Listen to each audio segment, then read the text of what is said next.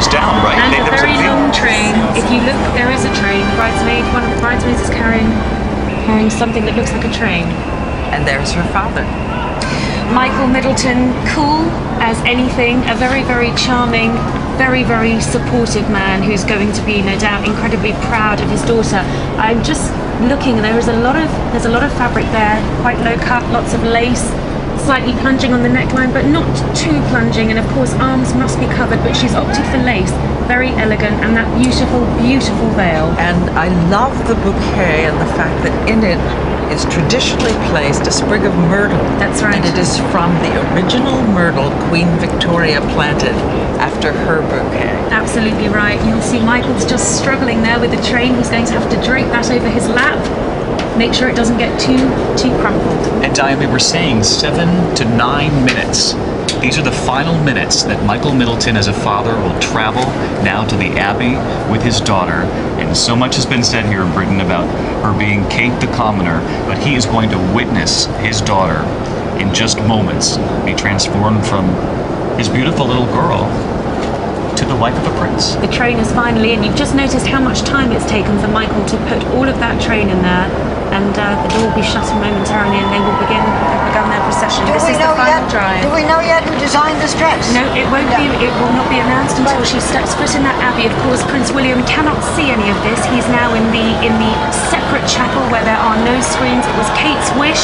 She's waving there, but it was Kate's wish that William wouldn't see the dress until he turned round to see his bride on the red carpet. By the way, that is Kate's female bodyguard in the front seat.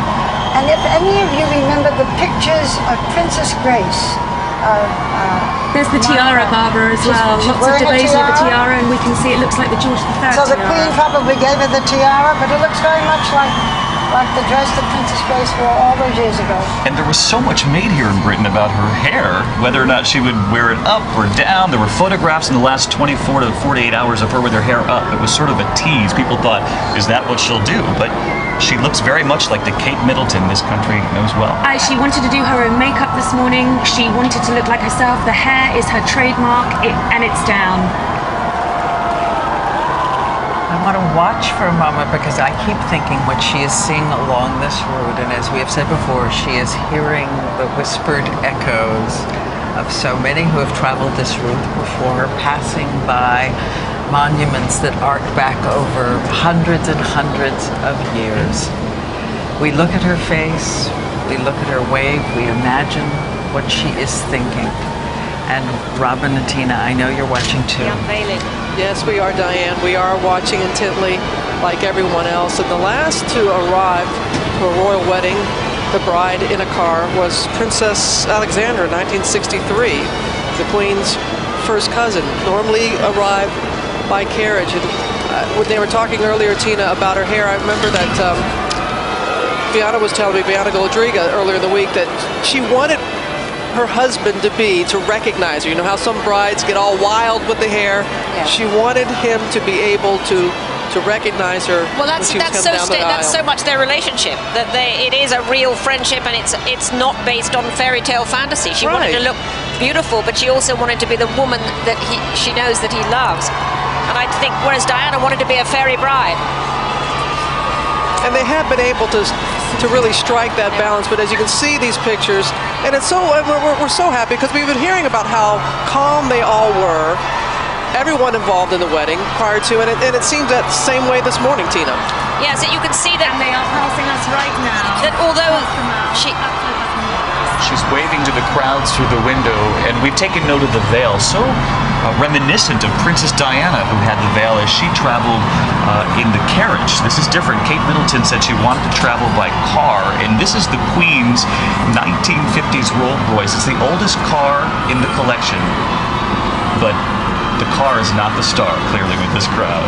They are welcoming Kate Middleton. This is something that she chose. Prince William didn't have that option. She did. She chose it, and he told him he really has had to bring her into it. He has really so lovingly brought her into the process of being both his wife and a princess, which I think has been incredibly caring of him, because he wants it to go right for her as well as for everybody else. We do remember the interview right after the announcement of the engagement, and said he wanted to take his time. A lot of people, you know, the nicknames that she had, Waity Katie, Katie Waity. And he said, no, there was a purpose for this, and this was this moment. And you really, when you look at her right now, Tina, you really feel that she is mature enough to handle this moment. It's almost as if he knew from the beginning she was the woman he wanted, but he had to then really be sure that she could handle it after what happened to his mother. You know, he saw his mother wrecked by it, and he did not want that for her. I think it's wonderful the way he's achieved it, actually. He's done it with enormous aplomb, and this time everything has been done right for her. She seems really ready. It's about her last 9 minutes here in the car. And I have to say, Diane, the sun has come out all of a sudden here outside the Abbey. Diane? She is arriving. And for those of you who are just joining us, the royal wedding is on time. Her prince is waiting. Let's just stop for a moment, watch, and listen.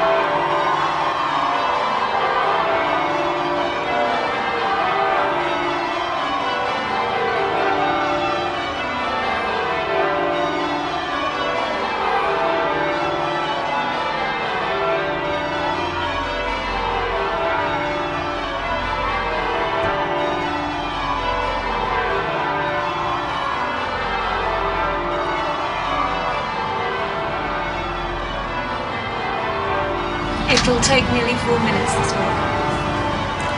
Kate Middleton approaching that long walk, 300 feet, 3 to 4 minutes, and she's been told to pause before she does it. Watch for her pause.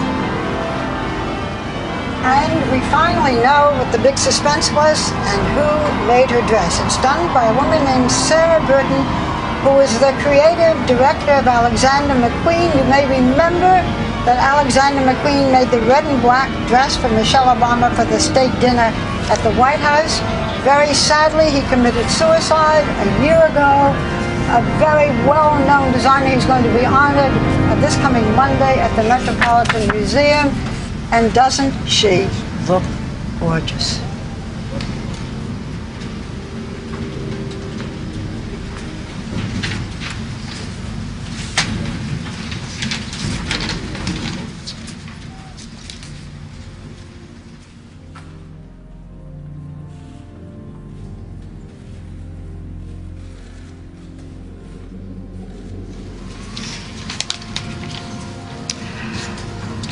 The Very Reverend Dr. John Hall, Dean of Westminster, greeting her.